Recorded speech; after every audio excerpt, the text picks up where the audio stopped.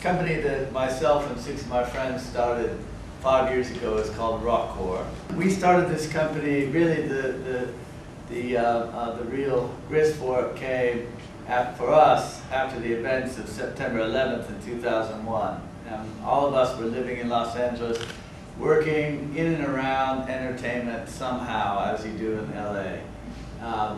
We were, like most everybody, a lot of places in the world, sort of frustrated at sort of our inability to do something, to take some action after those events.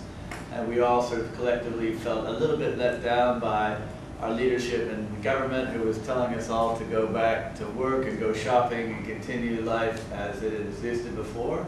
That there was an incredible opportunity to kind of move things forward a couple of notches that was being left on the table. So we thought we would do a benefit concert somehow. 2 of our friends had a similar concept to RockCorps that they had been doing previously. They had been concert promoters, and they'd always would give 100 or 200 tickets out to the people who lived in town, as any festival does, really in any country, to put out the fencing or the trash bins or whatever the festival ground would need. We're always so impressed with how much work people would contribute for the lure of the concert ticket. It was from this nugget of an idea they pitched the local town where they were promoting and said, why don't you buy the concert and we'll build that network of hiking trails around town that we've been talking about in city council for years. And they had run their company really, sort of at the benefit of and at really the willingness of local municipalities or foundations to give them grant funds to produce these concerts. We didn't like that model when we started RockCorps. We wanted to call it strictly a pro-social production company. And we wanted to get our funding from corporate partners. We wanted to be, if you will, sort of blatantly a marketing platform for our brand partners.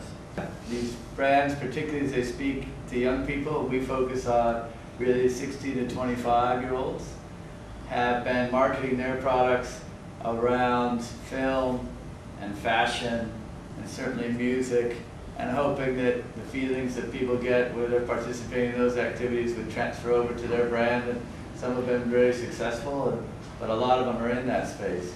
Wanting to make a difference is so acute in that 60 to 25-year-old bands.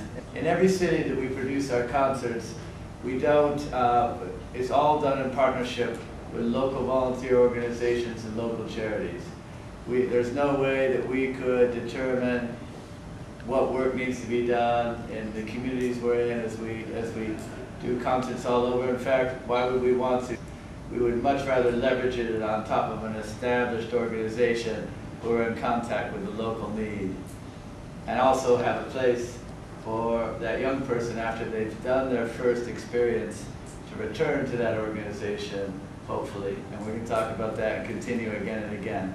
So we use that incentive as a way to make that handshake between the young person who wants to do something and the actual organization based in the community that's already doing it.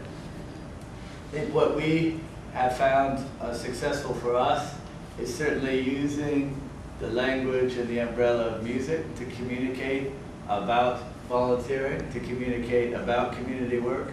Also using the tools that the music industry uses quite successfully at times to communicate to 16 to 25, as opposed to sort of a more traditional campaign, if you will. I'll tell you what I mean by that.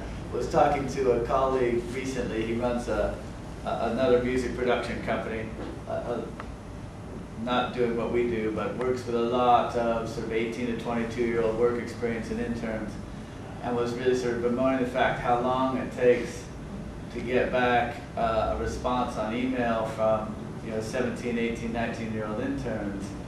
When the group of us sort of figured out that I remember with some fondness sending my very first email back in 94, 95, whereas an 18-year-old email is your parents' form of communication. And if what you're trying to say doesn't exist on Facebook or Bebo, it doesn't exist.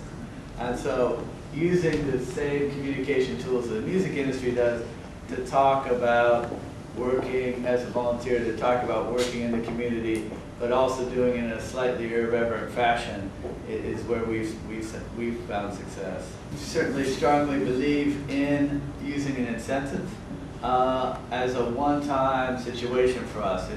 It's the thing that we find that can really close the gap, where you talk to this group, you know, the age that we really focus on, and 8, 9 out of 10 will tell you that yes, making a difference is something I want to do.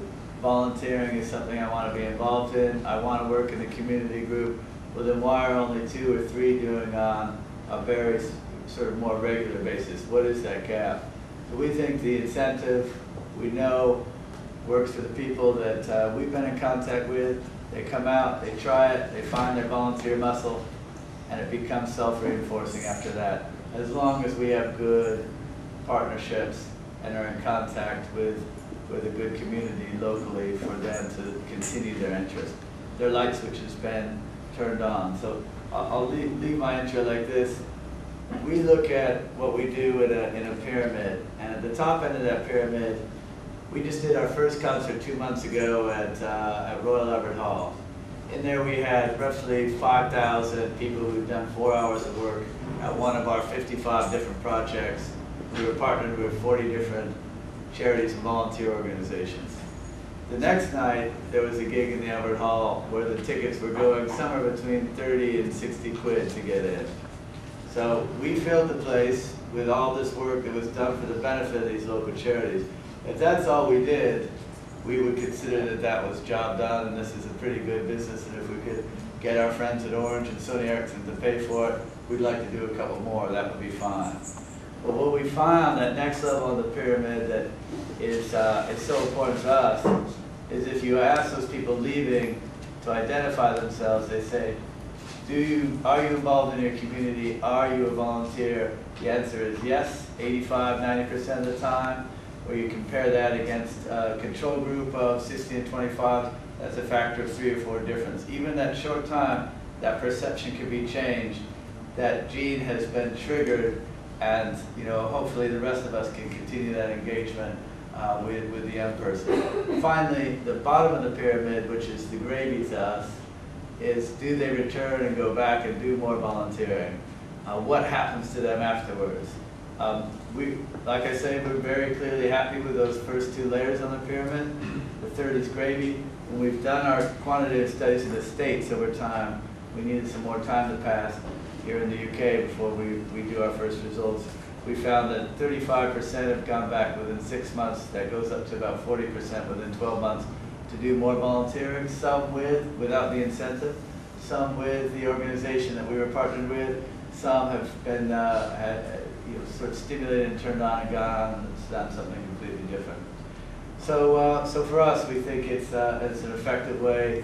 It doesn't work across the board, but for what we're trying to do in the audience we're speaking to, we found it to be okay.